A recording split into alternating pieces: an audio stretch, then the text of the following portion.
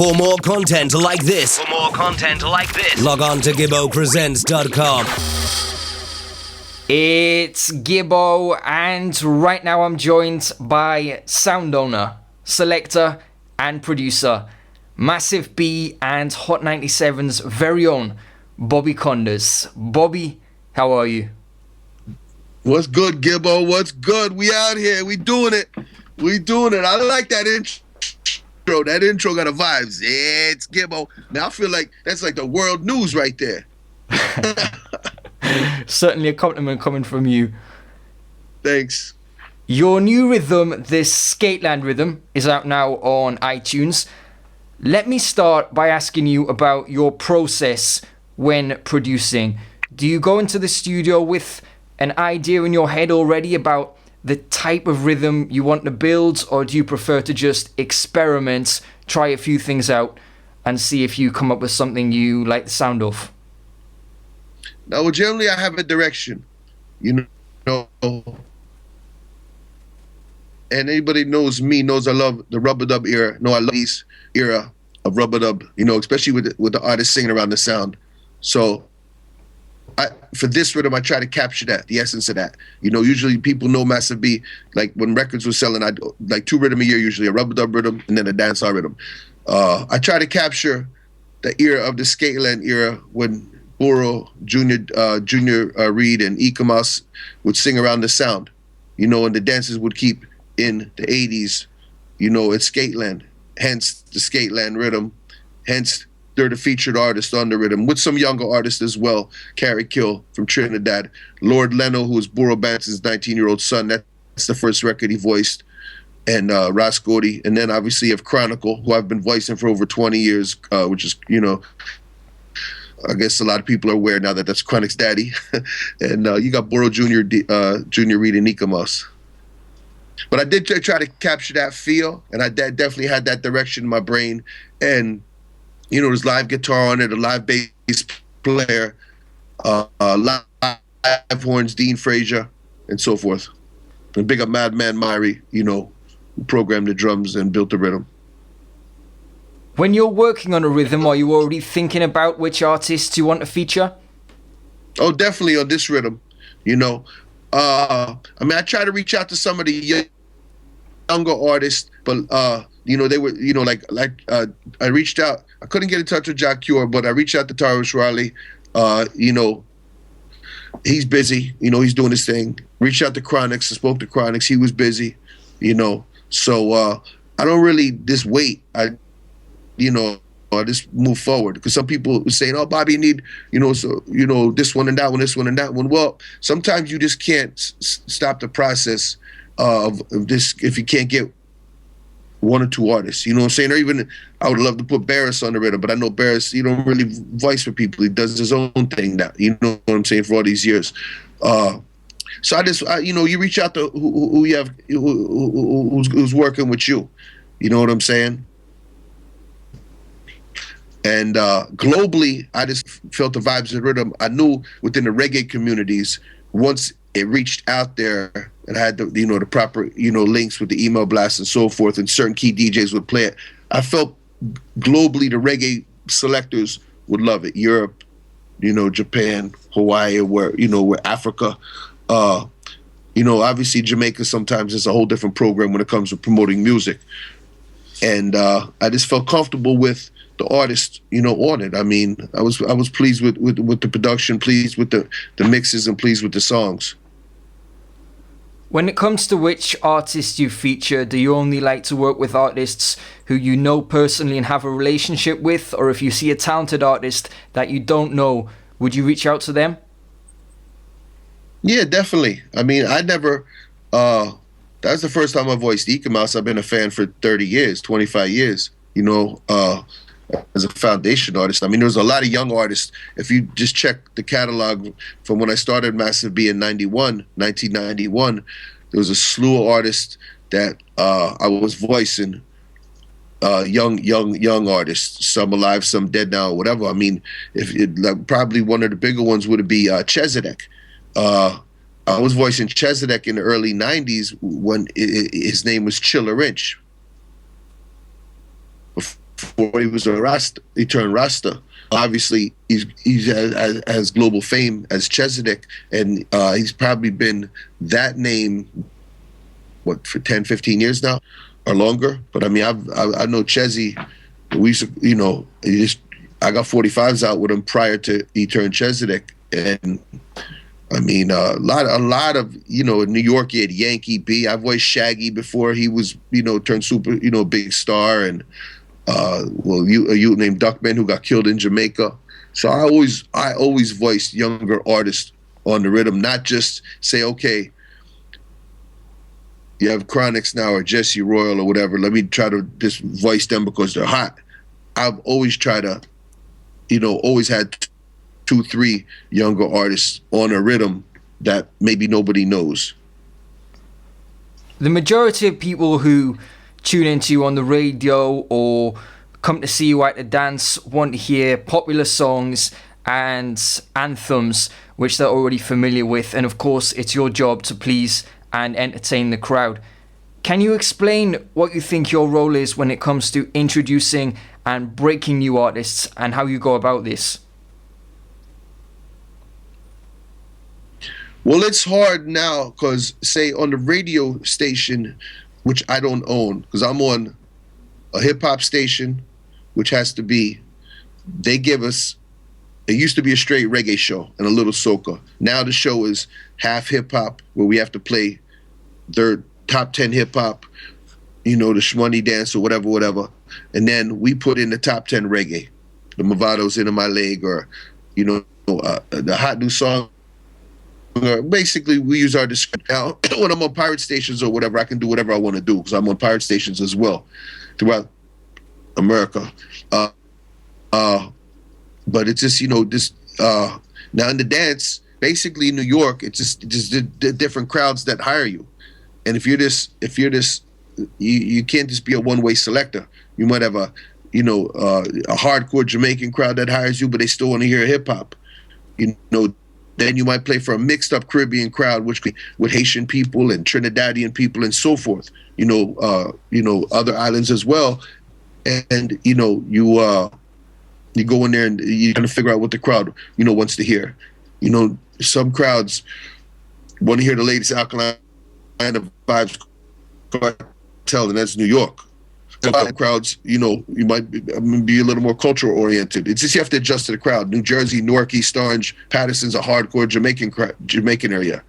Bronx is a lot of Jamaican crowd, but then it depends, is it old or young? You know what I'm saying? You as a selector have to adjust.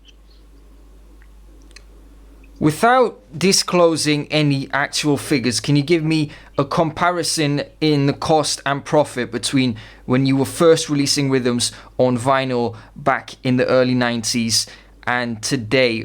Are the savings made by not having to press vinyl outweighed by the drop in sales in this free music age? Well, from a grassroots perspective, for me, not every rhythm did good. But once I learned, because in the early 90s, I was so hard trying to bust my rhythms or my label in Jamaica, and that can get costly, with the pay to play and this, that, and the other. But what I realized then is I was pressing my 12-inch singles on my 45. And then people started contacting me. And then I realized when I was putting especially these rubber dub rhythms out, wow, there's people in Switzerland, Germany, France, England, obviously, Italy, and all these places in Europe, they have an underground following, which I was unaware of, this being a Brooklyn kid. You understand what I'm saying? And I'm realizing this, and then I'm getting distributors contacting me.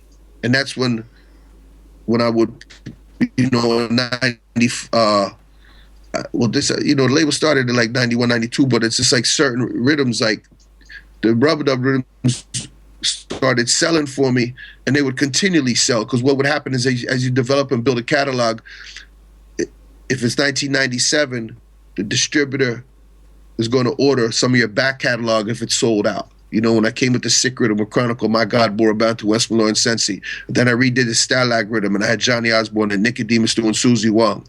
I think in '97 I did the Cuss Cuss Rhythm, the Roots Radic version with King Kong, Rumble, Jumble Life. Borobantu Take a Set, Anthony B. Warrior, Shinehead, Tristan Palmer. And then I realized the foundation artists in these foundation rhythms or one-drop rhythms globally people gravitated to. As well as some of the dance hall stuff did good, but say a year from the release date of the dance hall stuff, it wouldn't continually sell, whereas, excuse me, the cultural stuff would always sell, you know, 5, 10, 15 years later, you know, and so forth. And damn, it was a Hennessy night last night, and Fire Sundays figure it out. Love fire in there. But what I'm saying is like, I was hustling my records out of the car, out of my Pathfinder. And I had mom and pop record shops from Brooklyn to Harlem to Queens to Bronx, Manhattan, everywhere. So if I did a rhythm, I might be invested $10,000 in a rhythm, from going to Jamaica, vicing up the artist, studio time, pressing up the records. You know, then you press up maybe 3,000 of a Borobantu, 1,500 of a smaller artist. You got to try to guesstimate so you don't just sit on records. You know what I'm saying? And you might have then $10,000, $15,000 in the streets. You know, because you know it's just like on consignment. Used to go around to all the mom and pops, and you know, with a receipt book. You know what I'm saying? You know, we'll go there and just go collect my bread, give more records, and I had my accounts here. Then I had accounts in Cali. Then people in the Caribbean used to holler at me. Some of the records in Canada, and then obviously Europe and so forth. And I just developed accounts globally around the world. And financially, I mean, I battle in the records because the profit value is a lot better. And like going from the analog days to the digital days, it's so easy to make music now that there's just so much, there's so much this irrelevant music. Not that everybody should have a dream, but I just feel like if you have to spend time and some your money to go into the studio, build rhythm, vice the artist, press the record, go hustle that record. A lot of people wasn't doing that because it's the work it entailed and the money you would have to spend. And I would just tell people, if you believe in yourself as an artist or you believe yourself as a producer, go press your records. Because once you're out $5,000 or $10,000, shit is real. You understand what I'm saying? Because now you gotta, it's easy to make the record, but now you gotta, are the record stores gonna sell it?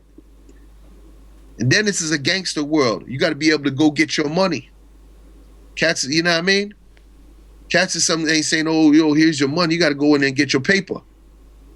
You know? So now, yeah, anybody can just, you know, just slap up a rhythm and boom, boom, post it. And if they got the right social media contacts, whatever, they can sell the dream. Because it's an illusion, basically. You know what I'm saying? Because if they have the right social media contacts, you'll think they could have you thinking they the hottest thing, and ain't nobody playing they shit. You know what I'm saying?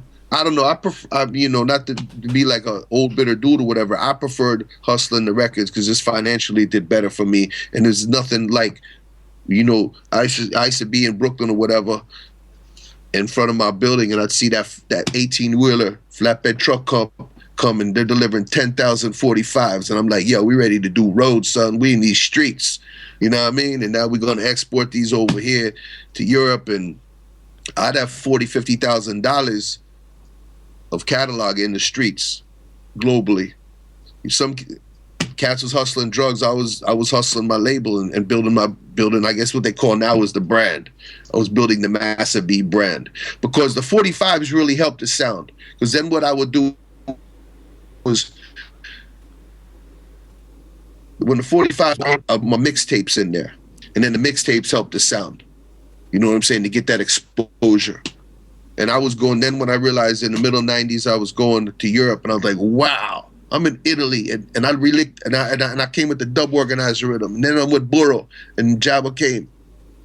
And I'm like, wow, let me just draw this rhythm. And these Italian people are singing the song off the dub organizer rhythm.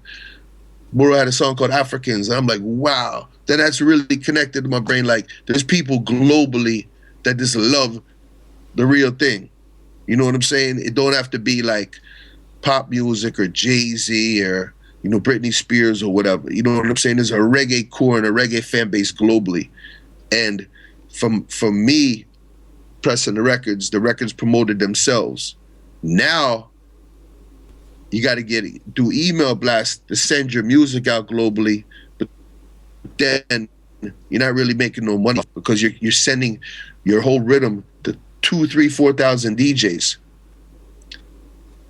Back in the day, I was a DJ. I'm still a DJ. I would go in the shop and I would support the business. I would buy the records. You know what I'm saying?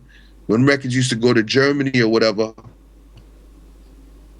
then you had all the selectors going into the shop, and they would see the label, King Jammies, Digital B, Penthouse, Massive B, and people, you know, supporting the business. But we're in a different time now. It's just a whole different game.